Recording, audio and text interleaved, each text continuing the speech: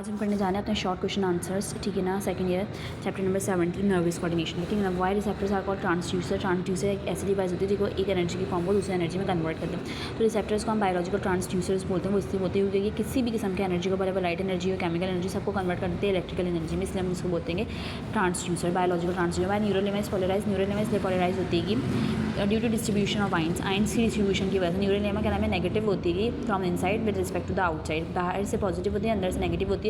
तो इसलिए क्या होती है, पोलराइज होती है। इसके पास दो पोल होते हैं, पॉजिटिव और नेगेटिव, इसलिए न्यूरल लेमा क्या होती है, पोलराइज होती है। What do you mean by threshold potential?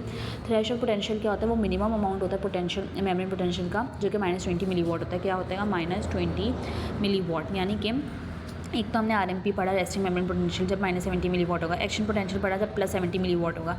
लेकिन थ्रेशोल्ड पोटेंशियल क्या है, वो मिनिमम अमाउंट पोटेंशियल का, ठीक है ना, वो मिनिमम अमाउंट ऑफ पोटेंशियल जो कि रिक्वायर्ड है। मैं आपको शो कर देती हूँ यहाँ पे, आप लोग को शायद समझ ना आ रहा हो।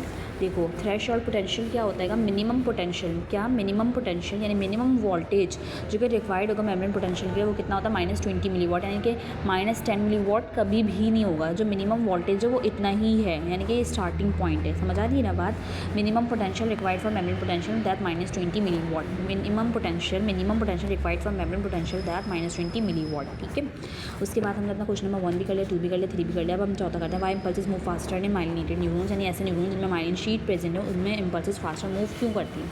Because the myelin sheath makes the impulses jump, ठीक है। जो माइलिन शीट में इम्पल्सेस को क्या करती हैं, जंप करवाती हैं, क्योंकि उनके दरम्यान में गैप होता है ना, नोड ऑफ रेनवियर, उस पर वो जंप कर रही होती हैं। From one node of Ranvier to the next, saltatory conduction, जिसको हम क्या बोलते हैं, saltatory conduction, instead of moving continuous